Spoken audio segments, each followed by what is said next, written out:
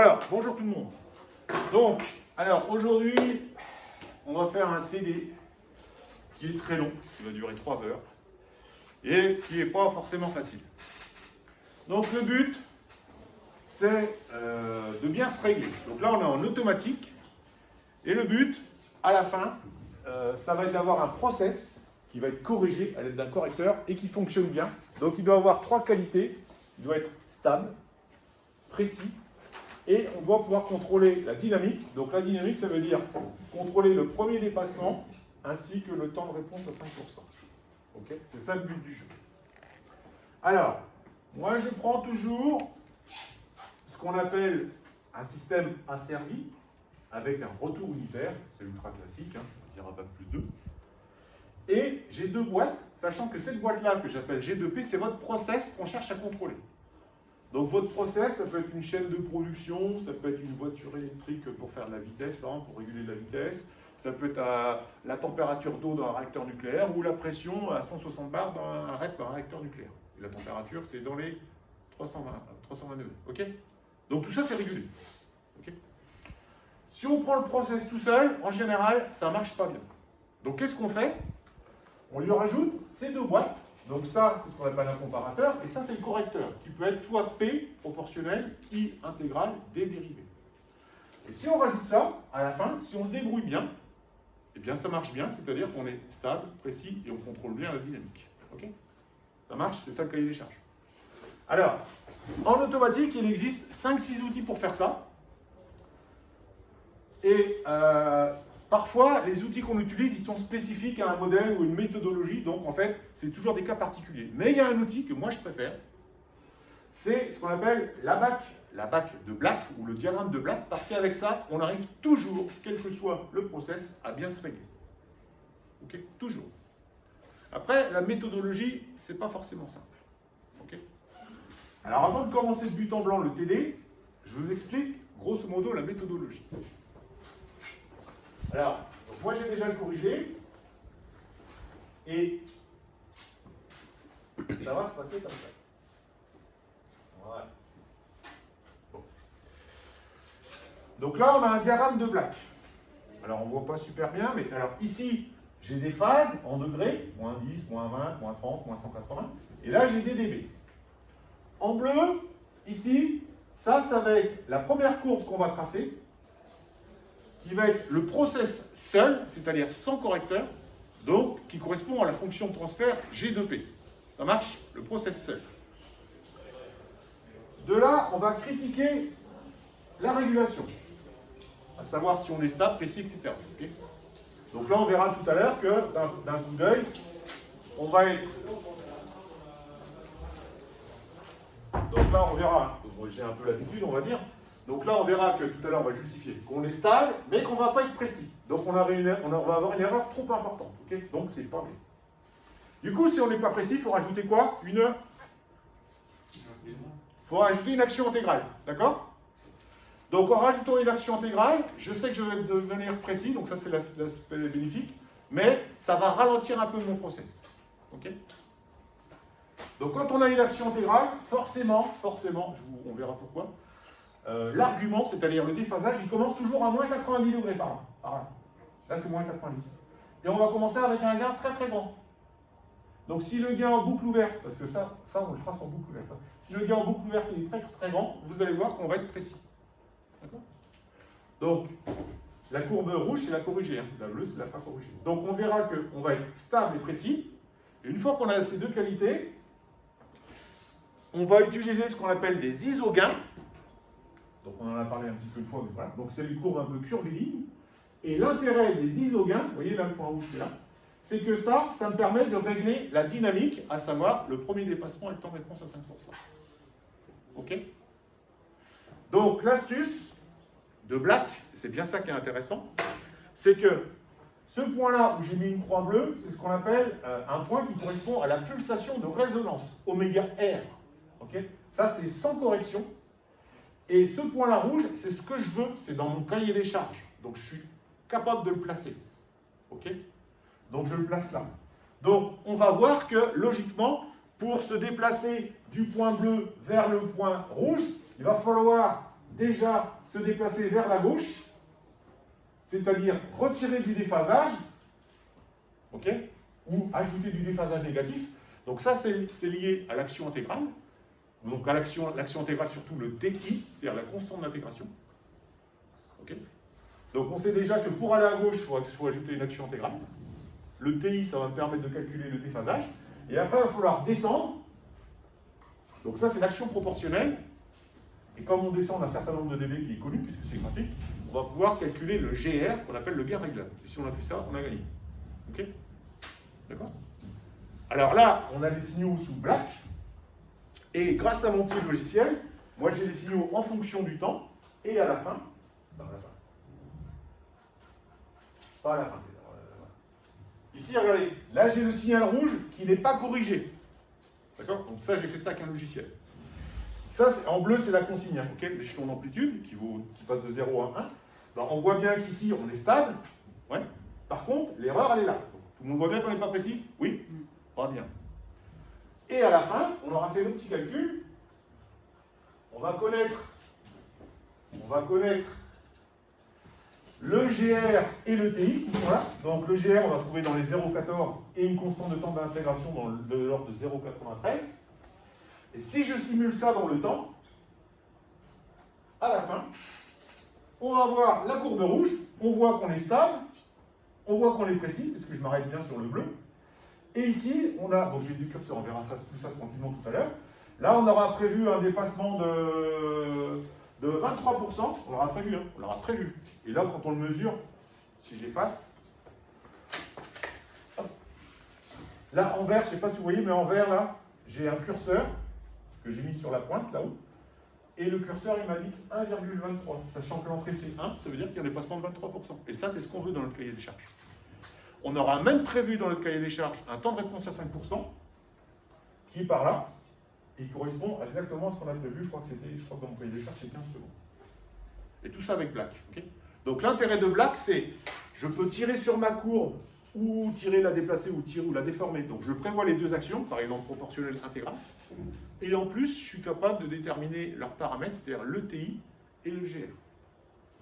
Et ça, c'est quel que soit le process, hein, G2P, ta voiture, ton réacteur. Okay, avec des autres outils, c'est possible, mais c'est beaucoup moins convivial. Et puis après, c'est que des cas particuliers. Ça marche tout le temps. Ok, donc on va le corriger. Alors, il y a un aspect mathématique, donc c'est beaucoup des nombres complexes, donc normalement, ça ne devrait pas trop vous poser de complications. Puis après, alors c'est là c'est vraiment bien qu'on soit en présentiel, parce que ça, ce genre de choses à corriger en distanciel, c'est juste pas possible. Parce que quand on explique l'automatique, comment on déplace le point, pourquoi on le met là, comment ça se passe, qu'est-ce qu'on devrait avoir, en distanciel, c'est impossible à comprendre. Okay, bon, donc on y va, on fait le télé tranquillement. Donc vous avez de quoi écrire? Oui. Donc voilà, on est bien d'accord. Hein. Vous avez le sujet du TD qui est sur eCampus, qui s'appelle TD numéro 12. Ok, il est là. Donc l'idée c'est d'utiliser la BAC de Black et on va faire un correcteur qui va bien. Alors moi j'ai mis dans le titre un correcteur pays. Hein. Alors normalement, c'est nous qui choisissons les actions du correcteur. Okay, hein. Normalement, dans le cahier des charges, personne ne te dit ce qu'il faut prendre comme action. Okay, donc c'est parti. Donc je prends un process qui est normalement un asservissement avec un retour unitaire et j'ai mon G2P. Okay, alors G2P, j'ai pris un second temps. Vous voyez, là c'est du P puissance 1, du P puissance 1, ça va faire du P au carré. Donc je connais le gain statique qui vaut 3. Je connais les deux constantes de temps, une qui vaut 1 seconde et l'autre qui vaut 3 secondes. Voilà. OK? Alors, qu'est-ce qu'on commence à faire? On va répondre à la question numéro 1, qui est inscrite ici, c'est marqué. Donc, on commence toujours par tracer le lieu de Black sans correction. Donc, j'y vais. Donc là, je mets les 12. 1. Correction. À l'aide de la BAC de Black.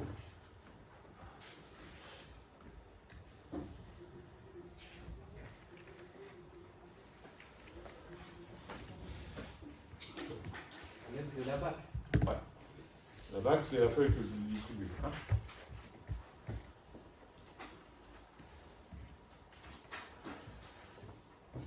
Alors, Donc, premièrement, alors, au niveau d'un point de vue de la méthodologie, donc, on commence par tracer le black, le lieu de black, en fait, du process seul. Ok. Alors, donc, seul, ça veut dire que le correcteur, il ne vaut pas 0, mais il vaut 1. Ok. Donc, ça équivaut, en fait, à mettre un fil là, dans cette boîte. Alors attention, on fait ça toujours en boucle ouverte. Ça tombe bien parce que la boucle ouverte, c'est toujours plus simple d'un point de vue calculatoire que la boucle fermée. Ouais. Alors là, il y a plein de petites étapes. Donc, alors, parce que demain, il y a un terreau, hein, si, en gros, c'est ce qu'il faut faire. Pour les étapes. Oui. Alors, premièrement, on va chercher la FTBO de P. Tiens, assis-toi, t'en as déjà.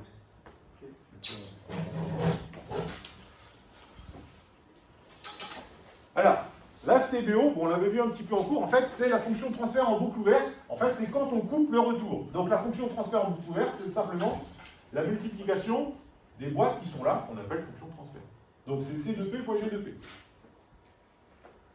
Donc, FTBO de P, c'est C de P fois G de P. Mais, dans notre cas, on commence par le tracer sans correcteur. Donc, C de P vaut 1, ok. Donc, ben, ça fait simplement G de P. Donc, ça, c'est votre process seul.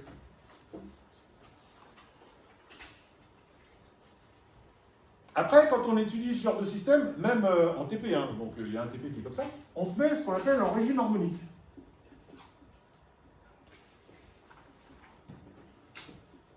Alors, le régime harmonique, c'est un mot qui veut dire qu'en fait, on se met en régime sinusoïdal. Ok. À ce moment-là, ce qui est important, c'est que l'opérateur de la place P, ça vaut J fois oméga. Alors chez nous, hein, le J, c'est toujours le même, hein, avec J au carré, donc c'est le nombre complexe pur qui vaut moins 1, et la pulsation oméga, donc c'est 2πf. Ok. Donc ça, c'est une pulsation.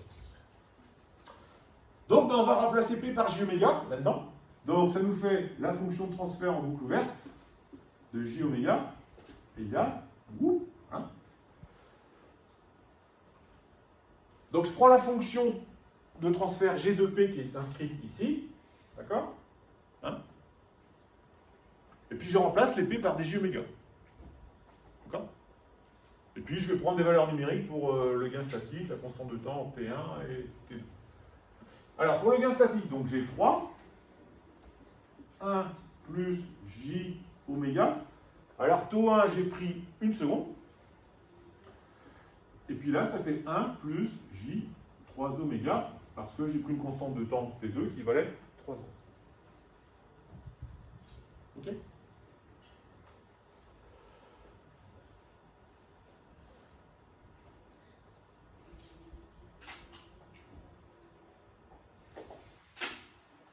Alors après, donc il va falloir tracer une courbe. Ouais. Donc pour tracer la courbe, il nous faut deux choses. Donc on travaille toujours en boucle ouverte. Hein. En gros, il nous faut le gain en décibels et la phase ou le déphasage. Okay. Le déphasage, c'est un terme plutôt d'automatique ou d'électricien. Tout ça, ça fait partie du génie électrique. Alors en fait, en maths, le déphasage, c'est l'argument. C'est un nombre complexe. Donc on y va. Alors je vais chercher. Alors je prends toujours les mêmes notations. Hein. Je vous avais envoyé des fichiers il y a peut-être une semaine, mais je prends les mêmes notations. Donc on va chercher le gain en décibels, mais en boucle ouverte.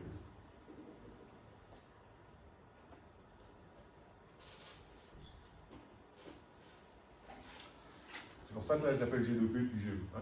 Donc, alors pour avoir des dB, on fait l'opération 20 log. Mais alors, 20 log de quoi? Ben, en fait, c'est 20 log du module de FTBO.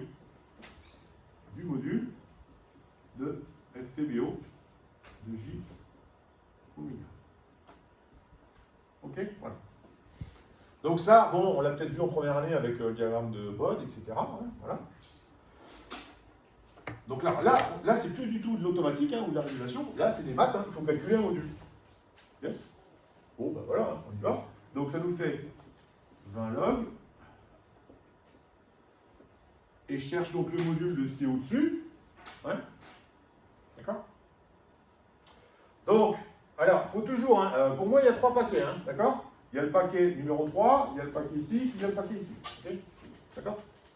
Alors, je vais faire un petit peu de pédagogie. Je vais mettre des couleurs. Alors moi, dans ma tête, hein, il n'y a jamais de cas particulier. Hein. Je cherche toujours où est la partie réelle, la partie imaginaire, puis après j'applique. Okay, donc moi, dans ma tête, ce que je vois ici, c'est regardez 3 plus j fois 0. Ça, c'est le paquet vert. Celui-là, on va dire que c'est le rouge. Et puis, celui-là, on va dire que c'est le bleu.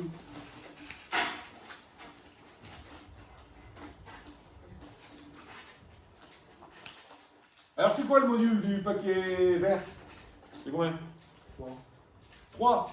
Ben, pourquoi? Parce que normalement, ça devrait faire racine carrée. Alors, je l'écris, hein, ok hein. Normalement, typiquement, ça doit faire racine carrée de la partie réelle au carré plus la partie imaginaire au carré. Donc, ben, ça fait bien 3. Pour le paquet rouge, ça me donne racine carrée de 1 au carré plus oméga au carré. Okay. Bon, c'est brut de pomme. Hein, okay. Et puis pour le paquet bleu, ça donne racine carrée de 1 au carré plus 3 oméga au carré. D'accord? Il y a juste ça à appliquer. Bah ouais, toujours. Hein. Chaque partie complexe. En fait, les nombres complexes, c'est tout sauf complexe. Hein. Quand vous avez fait Pythagore, hein, quand vous avez fait Pythagore, les gars, tu sais, on appelle l'argument. En fait, Pythagore, c'est l'angle alpha dans Pythagore. Okay. Et puis, ce qu'on appelle un module, c'est la distance à vol d'oiseau entre les deux points, hein, qui s'appelle l'hypoténuse. Hein. Donc, je ne sais pas pourquoi on appelle ça des complexes, mais il n'y a rien de complexe, en fait. Hein. Depuis la 4e ou la 3e, en fait, on sait comment ça marche. Le seul intérêt avec les nombres complexes, c'est que dans une seule expression, tu as 2 informations. Une information sur la longueur, qu'on appelle module, et une information sur l'angle. Donc, tu écris 2 fois moins de choses, en fait. C'est tout. Mais c'est tout, sauf complexe. Hein. Bon. Alors, bon, allez, si on écrit ça de manière plus condensée, donc ça nous fait 3 sur racine carrée de 1 plus oméga au carré sur racine carrée de 1 plus 9 oméga au carré. Ça marche? Donc pour le gars, c'est réglé.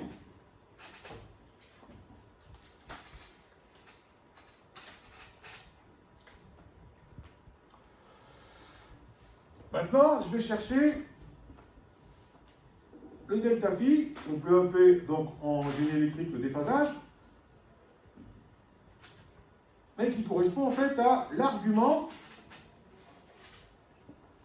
du nombre complexe, c'est-à-dire de ma FTBO.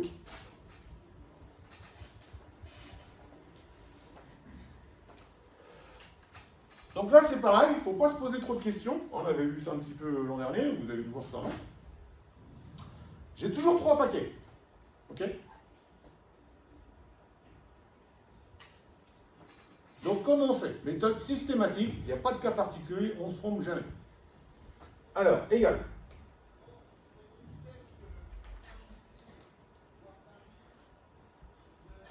Donc, je commence par le paquet qui est au numérateur, donc le paquet vert. Donc, comme c'est un paquet, il est au numérateur, je mets un plus. Et un argument, c'est toujours l'arctangente, ouais, de la partie imaginaire sur la partie réelle. Donc, pour l'instant, regardez, je mets une accolade et je ne complète pas l'accolade surtout. Surtout, je ne la complète pas. Ouais. Donc là, mettez bien un plus parce que je suis au numérateur, pardon.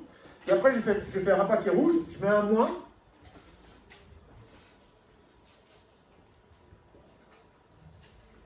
Et pour le paquet bleu, je mets un moins aussi.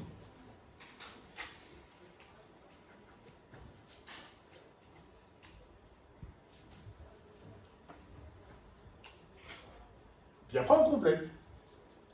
Donc, c'est toujours, on a dit, hein, l'arctangente de la partie imaginaire sur la partie réelle, ok? Ou arctangente de B sur A, comme vous voyez ça en maths. Ouais. Donc ici, ça me fait 0 sur 3. Ici, ça me fait, donc la partie imaginaire. Donc la partie imaginaire, ici, c'est bien oméga, hein, c'est pas J fois oméga, sur 1. Et en bleu, ça fait 3 oméga sur 1.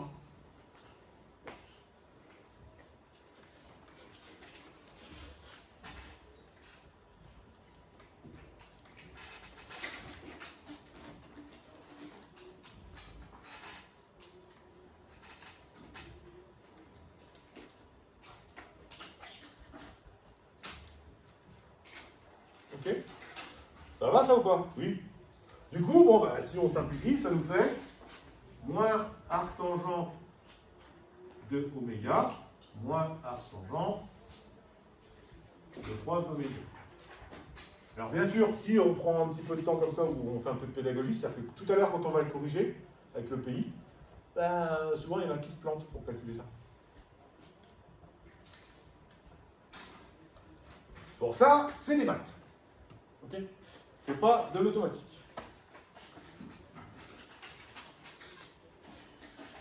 Okay. Donc maintenant, on va passer à de l'automatique.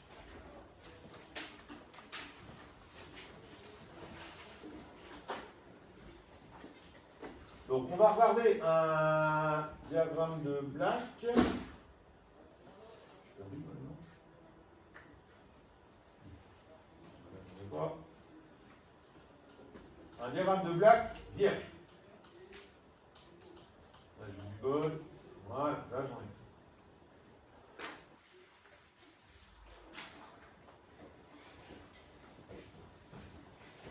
Donc là on a un abac de Black vierge. Bon, on a ça sous les yeux? Oui. Oui, ça va dire un peu. Oui, un peu.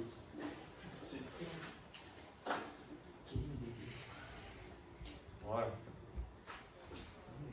Ok, bon. Alors, on y va? Donc, le but, dans un premier temps, ça va être de tracer une courbe qu'on appelle lieu de Black, là-dedans, mais en boucle ouverte. Alors, comme c'est en boucle ouverte, on utilise uniquement les traits horizontaux pour les gains en décibels et les traits verticaux pour le déphasage en degrés. Okay?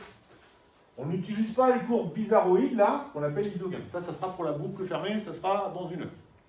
Ok? Alors, quelle est la problématique? Donc là, ça c'est de l'automatique. Pour commencer à discuter de la stabilité, on discute à partir du point critique qui est là, vous vous rappelez, qui se situe à, je vais faire ça comme ça, donc le point critique,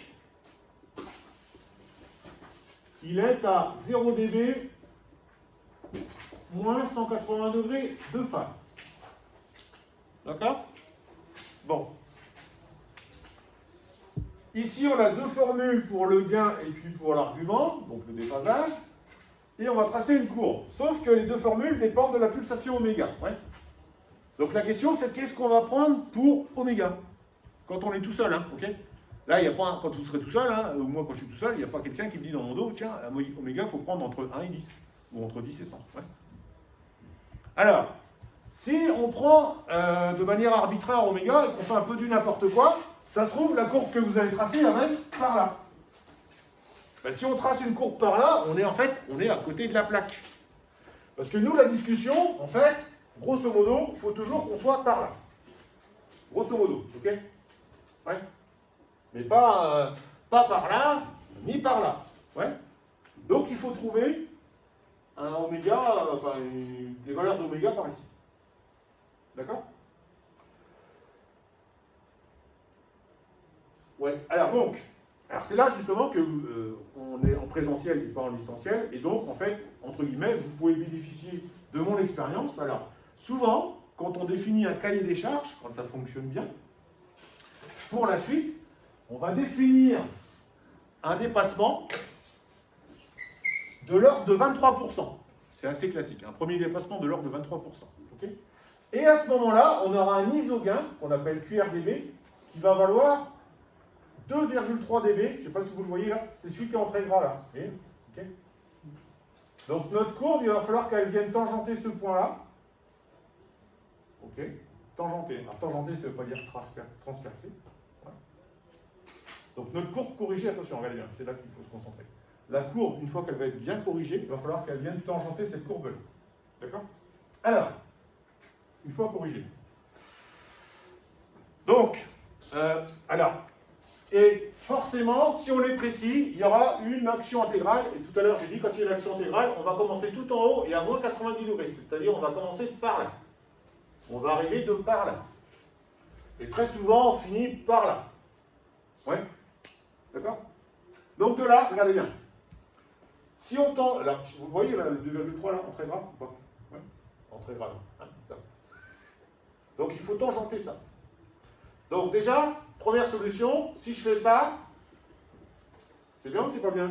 C'est bien. C'est pas bien puisqu'on ne tangente pas, puisqu'on transperce. De là, il nous reste que deux solutions. Ça passe au-dessus. Soit on passe au-dessus, Et c'est un flamme. et effectivement, bonne réflexion, si on passe au-dessus et qu'on met une flèche comme ça dans le sens de oméga croissant, le point critique qui est là, il est à gauche, du coup on est instable, donc c'est pas bien. D'accord? Faut passer par au-dessus. Donc du coup, il faut passer par en dessous, donc le choix il est univoque, ça veut dire qu'il n'y a plus qu'un seul choix. Donc forcément, notre courbe, elle va venir tangenter, forcément, hein, vous allez voir, hein, je fais ça un peu à la louche, mais vous allez voir dans les calculs qu'on va faire, forcément ça va venir tangenter dans cette zone-là. Forcément. Obligatoire. Ok. D'accord? Donc, alors très souvent, bon, moi je prends un point classique, hein, si je me rappelle bien. Très souvent, moi le point que je prends là, okay, alors c'est un peu arbitraire, hein, on est dans cette zone-là. Je prends un point en boucle fermée, on va être à moins 1 dB. Alors je fais de mémoire, et là on sera à moins 137 degrés. Il faut bien prendre quelque chose. Hein. Il y en a qui peuvent prendre moins 138, moins 1,1, il faut prendre quelque chose. Donc des fixes, je prends moins 1, ouais. Ok? D'accord? Ça sera pour après. Oui, donc nous, alors le but du jeu pour l'instant, c'est de tracer la courbe bleue. Donc la courbe bleue, c'est ce que je vous ai montré tout à l'heure. Hein. En gros, par ici. Ouais. Et on aura un point ici. Alors vous voyez que j'en fais la même chose que je vous ai fait au départ. Hein. Et ce point-là, en fait, il va falloir le déplacer comme ça ou comme ça. D'accord? En tout cas, vers la gauche, soit il monte, soit il descend. D'accord? Et ça, c'est pour une pulsation qu'on appelle une pulsation de résonance. Ok? Et celle-là aussi, ça s'appelle la pulsation de résonance. Alors ça va être en boucle ouverte, ça va être en boucle fermée. Okay, bon, voilà. Donc en gros, il faut tracer une courbe. Alors là en fait, on va chercher ici, là, on va chercher un oméga où on est à peu près à la louche, hein, à peu près dans les moins 130 degrés. D'accord? Donc on sera à peu près par ici. Yes? Donc là j'écris, c'est pas arbitraire, hein, donc je mets petit 5. Petit 5, on va chercher, on va faire des applications numériques.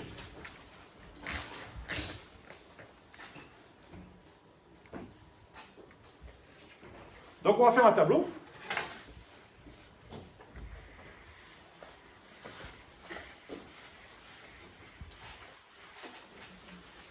C'est pas ça, hein, ce que vous avez fait là. Hein? C'est pour l'exemple. Hein. C'est-à-dire? Ça, on ne refait pas à la louche aussi ou... Non, non. Là, j'ai expliqué la méthodologie.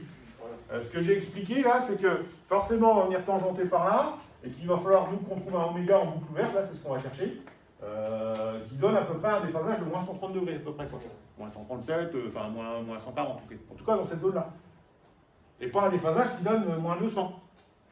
Enfin, moins 300, parce que si on a moins 300, on est à côté de la plaque. Tu vois, quand je vais te donner un tableau, avec là, ici, tu as le déphasage et le module. Si je ne te donne pas des valeurs d'oméga, moi, si tu es tout seul, bah, tu choisis quoi pour oméga? Ça se trouve, tu prends au pif, tu vas prendre 1, oméga égale 1, bah, ça se trouve, tu es à moins 350, tu es là. Et en fait, tu es à côté de la plaque, puisqu'en fait, il faut être là. Donc, alors, on fait un petit tableau.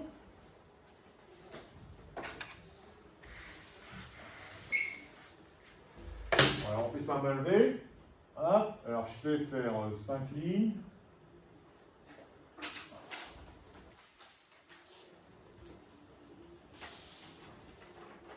Alors, 5 lignes. Voilà. Ici, je vais mettre oméga. Ici, je vais dire ça va être C2P égale 1. Donc là, ça veut dire, c'est le 2 égale 1, ça veut dire sans correction. Donc là, je vais écrire le gain en décibels, en boucle ouverte, et puis là, je vais voir le déphasage. Ok. Ici, vous laisserez ici, vous laisserez la dernière case, hein, ce sera la case magique, où justement, on va chercher le oméga R, la fameuse pulsation de résonance. Et ça, c'est pour après. Bon, alors en gros, pour faire une courbe, il faut peut-être une dizaine de points. Une dizaine. Alors, ce que je fais, moi, je fais, voilà, hein. Je coupe l'intervalle en deux, après encore en deux, après encore en deux, voilà, je coupe, et je coupe. Ok, on va faire ça comme ça. Donc ça me fait 8 valeurs, plus une valeur particulière, qui va être, normalement, la pulsation de résonance ici, qu'on ne connaît pas.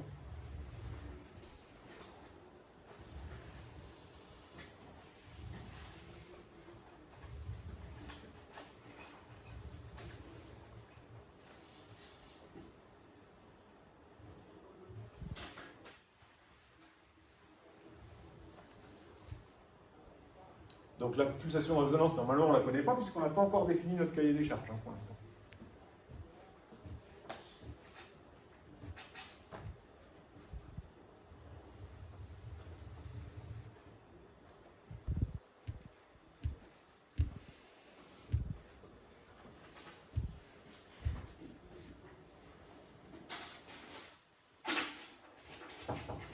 Ouais.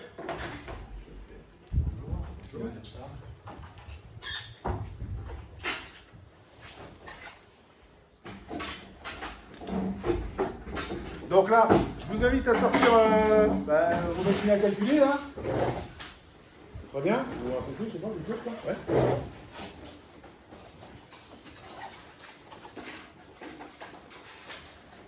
Okay.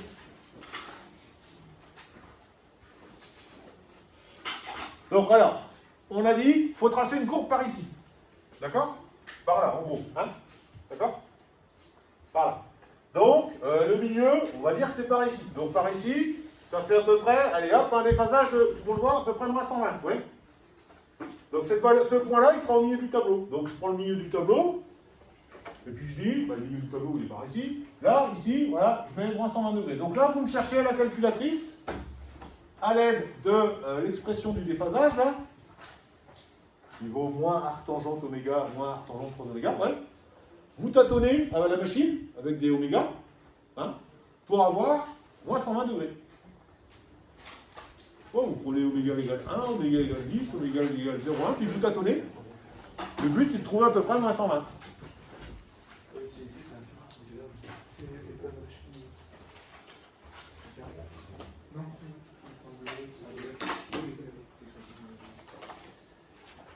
Donc là, je vais mettre une remarque. Hein. On cherche la pulsation attendez. On cherche la pulsation. Je vais mettre centrale. Je vais mettre ça comme ça, ok? La pulsation centrale. Pulsation centrale. Et on va l'appeler oméga C comme centrale. Se trouvant au milieu du lieu de blague.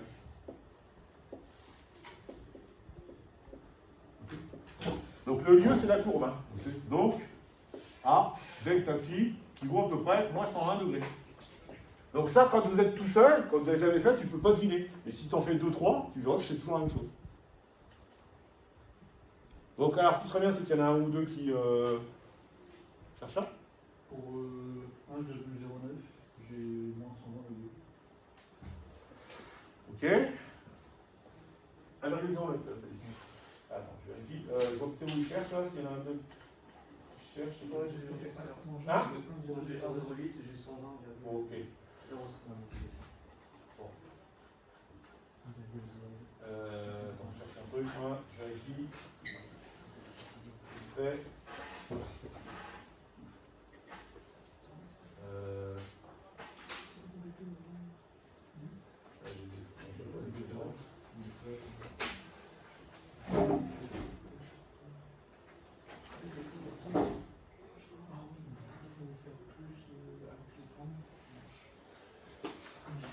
Vous avez combien là 1,09? C'est sûr. Ouais, ok, ça me plaît bien ça.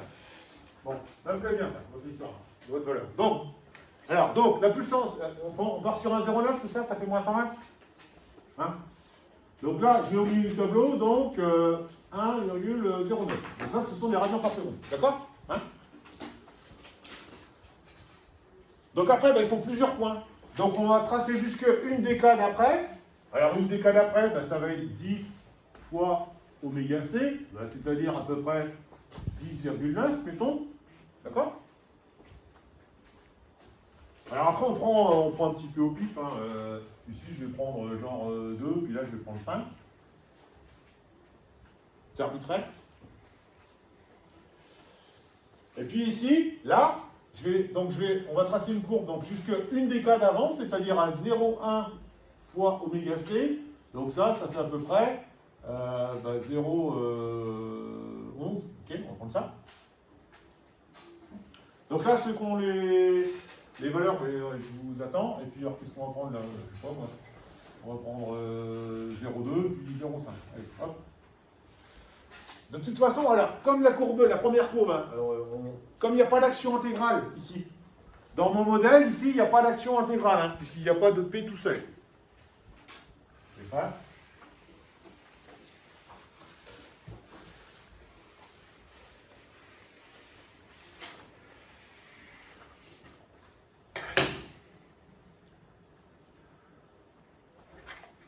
Donc, je répète ce que je viens de dire. Dans mon modèle qui est seul, c'est-à-dire G de P qui est là, je n'ai pas de P qui est tout seul ici.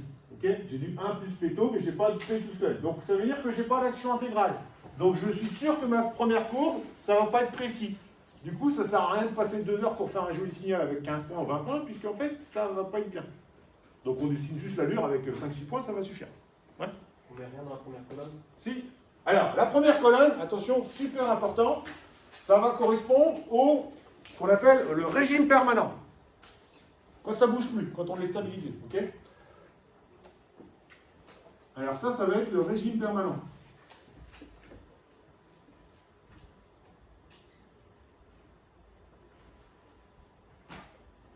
Alors, un petit rappel qu'on a vu sur la précision. Quand ça ne bouge plus, donc quand on a un régime permanent, idéalement, c'est pour un temps qui vaut combien? L'infini. À ce moment-là, on a vu que en Laplace, P tend vers 0. Yes. Mais comme on a un régime harmonique, P, ça vaut J oméga, qui tend vers 0.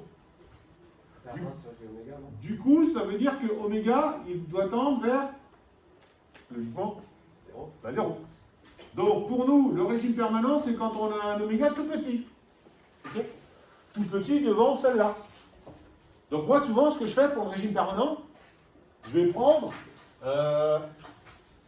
celle-ci, oméga C, divisé par 1000.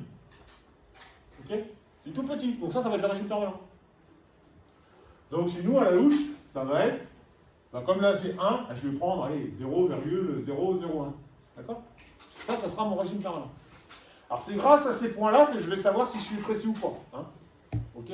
Je répète, c'est grâce à ce point-là que je vais savoir si je suis précis ou pas. Uniquement à ce point-là. Les autres points, ils vont permettre de dessiner la courbe et de voir si on est stable ou pas. Bon alors, je vous écoute.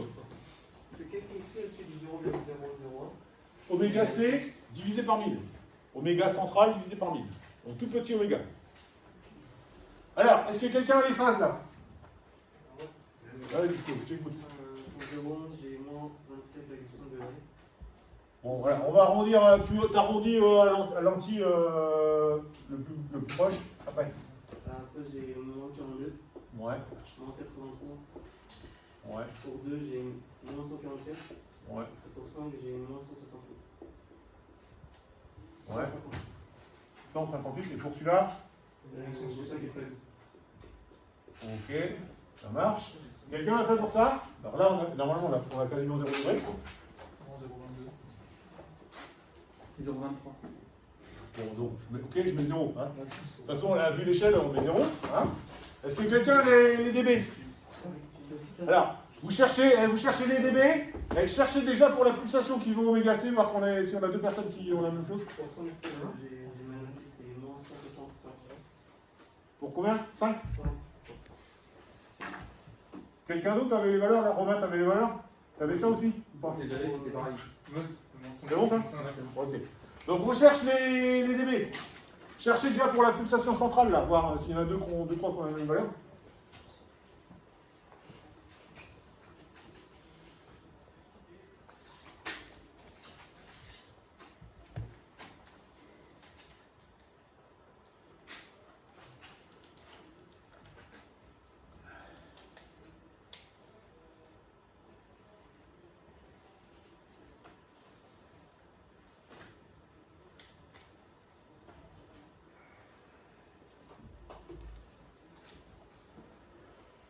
Donc là, on cherche les valeurs, on inscrit les valeurs, après on va tracer la courbe, qu'on appelle lieu de black, en boucle verte. Donc là pour l'instant, je le comble un petit peu en attendant. Donc là j'ai écrit C2P égale 1, c'est-à-dire que c'est sans correcteur. Romain, t'as quelque chose là? Moins 4,5. Alors on attend un deuxième ou un troisième. Moi aussi pareil. Bon, allez. Donc, moins 4,5. T'as fait les autres, Romain, ou pas? J'ai moins 13 pour les deux. Moins 13. Moins 28. Moins 40. Donc premier 10. Premier, c'est 0? Non? Non, c'est 10. Attends, donc, Pour c'est bon. négatif sur 1000. Ok, donc là, c'est combien? Plus 10? Ouais. Plus 10. Donc sinon ça fait 9. 8. Et 3,5. Avec un plus, hein. Quelqu'un d'autre peut nous confirmer c'est quelques valeurs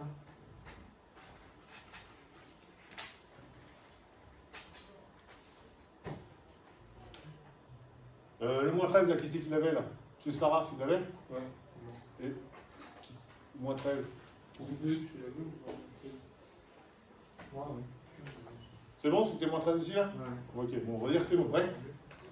Donc du coup, alors là, je vous ai donné des diagrammes, enfin des abacs de black vierge. Vous allez tracer la courbe. Nous, on va couper la vidéo, Enzo.